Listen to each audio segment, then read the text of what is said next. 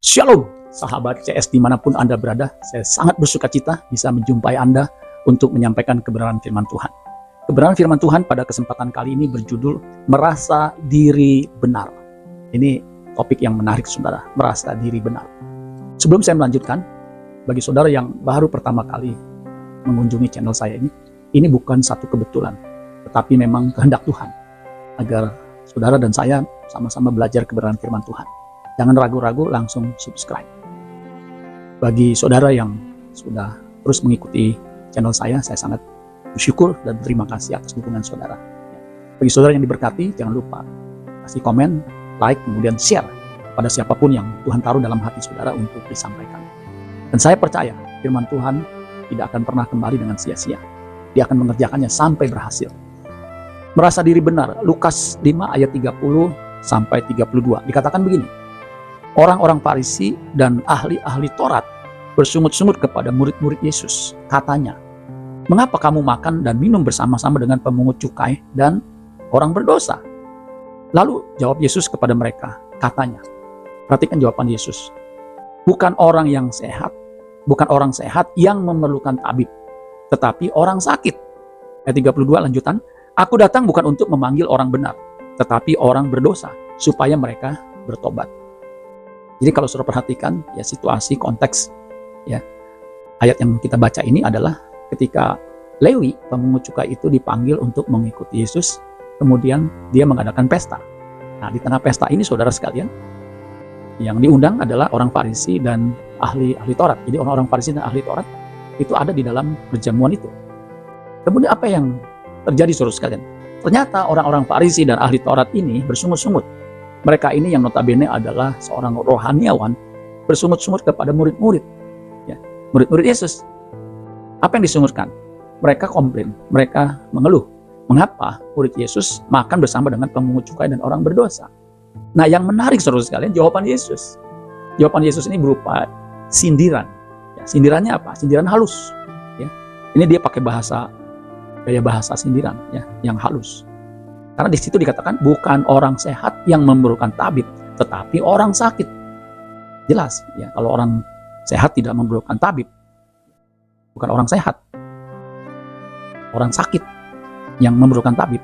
Nah, Yesus mengatakan begini selanjutnya, aku datang bukan untuk memanggil orang benar, tetapi orang berdosa supaya mereka bertobat. Nah, pertanyaannya, apakah ada orang yang benar, saudara sekalian?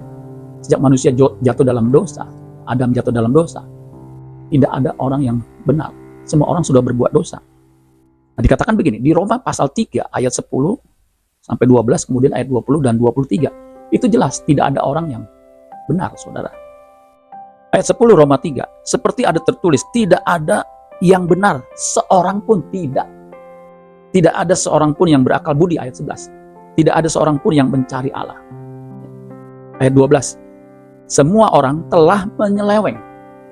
Mereka semua tidak berguna. Tidak ada yang berbuat baik, seorang pun tidak.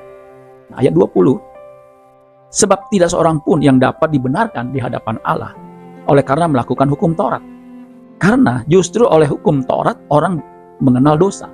Ayat 23, ayat yang terkenal saudara sekalian dari Roma 3. Karena semua orang telah berbuat dosa dan telah kehilangan kemuliaan Allah. Jadi sesungguhnya nggak ada orang yang benar, karena semua orang sudah berbuat dosa. Nah, Yesus mengatakan dia datang bukan untuk memanggil orang benar. Ya, kalau orang merasa benar, tidak memerlukan tabib. Kalau merasa sehat, merasa benar, ya itu analogi saudara ya, tidak memerlukan tabib. Tetapi orang berdosa itu memerlukan juru selamat supaya mereka bertobat. Nah, saudara-saudara sekalian, sebenarnya apa maksud Yesus mengatakan bukan orang sehat yang memerlukan tabib, tetapi orang sakit? Tuhan Yesus ingin menyindir ahli Taurat dan orang Farisi ini yang merasa diri benar. Padahal mereka itu tidak benar. Nah, saya bisa buktikan mereka itu nggak benar. Mereka itu punya iri hati, dengki. Itu nggak benar, saudara sekalian. Apakah benar orang yang iri hati dan dengki? Pasti nggak benar, saudara sekalian. Nah, Kristus menyampaikan sebuah perumpamaan untuk menyindir saudara. Orang yang merasa benar. Itu di dalam Lukas 18 ayat 9. Terjemahan sederhana Indonesia, Lukas 18 ayat 9 dikatakan begini. Ada orang-orang yang hadir di situ merasa diri mereka benar. Perhatikan tuh. Yang hadir di situ merasa diri benar di hadapan Allah. Dan oleh karena itu mereka menganggap diri mereka lebih baik dari orang lain. Jadi Yesus menyampaikan perumpamaan yang berikut ini. Nah, perumpamaan yang Yesus sampaikan ini sebenarnya untuk menyindir pada orang yang merasa diri benar. Nah, saya lanjutkan tapi terjemahan yang baru, saudara ya. Dikatakan ayat 10, ya tadi ayat 9 terjemahan Saudara Indonesia, ini ayat 10 terjemahan baru. Ada 2 orang pergi ke bait Allah untuk berdoa. 2 orang. Yang seorang adalah Farisi, yang tadi itu yang saya katakan yang bersungut-sungut. Dan yang lain pemungut cukai. Pemungut cukai ini bagi orang Yahudi, bagi rabi, bagi ahli Taurat dan orang Farisi ini orang berdosa. Ya. Ayat 11, orang Farisi itu berdiri dan berdoa dalam hatinya begini. Dalam hatinya, namanya juga perumpamaannya. Ya Allah, aku mengucap syukur kepadamu. Bagus, ya, mengucap syukur kepada Allah bagus. Karena aku tidak sama seperti semua orang lain. Nah, ini udah mulai ya, saudara ya. Bukan perampok, bukan orang lalim, ya, bukan pezina, dan bukan juga seperti pemungut cukai ini. Jadi dia merasa diri benar karena bukan pezina, bukan perampok, bukan juga pemungut cukai. Ayat 12, aku berpuasa 2 kali seminggu. Ini kegiatan rohani yang luar biasa ya. Aku memberikan 1/10 dari segala penghasilanku. Orang yang religius memberikan 1/10 dari penghasilannya. Ya, jadi 1/10 sudah ada sejak zaman Yesus. Ayat 13. Tetapi pemungut cukai ini berdiri jauh-jauh. Bahkan ia tidak berani menengadah ke langit. Melainkan ia memukul diri dan berkata, ya Allah, kasihanilah aku orang berdosa ini. Jadi pemungut cukai ini merasa berdosa. Makanya dia butuh belas kasihan Tuhan. Ayat 14. Aku berkata kepadamu. Perhatikan perkataan Yesus. Orang ini memungut cukai, meminta belas kasihan Tuhan. Pulang ke rumahnya sebagai orang yang dibenarkan Allah. Dan orang lain itu tidak. Ya, orang lain itu maksudnya adalah ahli Taurat, saudara ya. Yang merasa diri benar, yang tidak memerlukan tabib, yang tidak memerlukan juru selamat. Sebab barang siapa meninggikan diri, ia akan direndahkan. Dan barang siapa merendahkan diri, ia akan ditinggikan. Nah, saudara-saudara sekalian, kekristenan jelas mengajarkan untuk rendah hati. Makanya kalau orang Kristen tinggi hati, jangan-jangan dia bukan orang Kristen sejati. Ya. Nah, bagaimana bisa menjadi orang benar, saudara? Beda. Merasa diri benar dan menjadi orang benar itu 2 hal yang sangat berbeda. Kalau merasa diri benar, dia belum tentu benar. Seperti orang Farisi, dia merasa diri benar, padahal nggak benar. Sebab apa? Dia penuh dengan iri hati dengki. Ya. Nah, bagaimana bisa menjadi orang benar? Ya, cuman satu, saudara sekalian. Di Roma 3 ayat 23, kemudian lanjutannya ayat 24, dikatakan begini, saya akan bacakan ulang. Karena semua orang telah berbuat dosa dan telah kehilangan kemuliaan Allah. Ayat 24.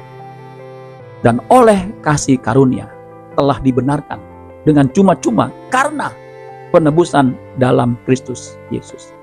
Jadi kalau Yesus tidak mati menebus dosa manusia, maka tidak ada orang yang benar.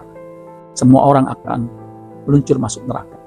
Karena semua orang sudah berbuat dosa, telah kehilangan kemuliaan Allah. Dan upah dosa, Roma 6 ayat 23 adalah maut, kematian kekal.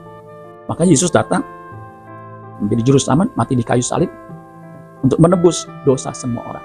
Jelas misi Yesus di Matius pasal 20 ayat 28, sebab anak manusia datang bukan untuk dilayani, melainkan untuk melayani dan memberikan dirinya menjadi tebusan bagi banyak orang.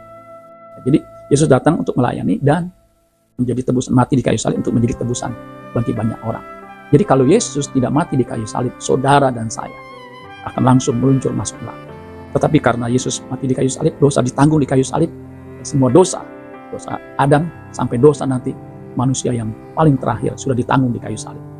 Oleh iman karena penebusan di dalam Yesus, maka kita dibenarkan.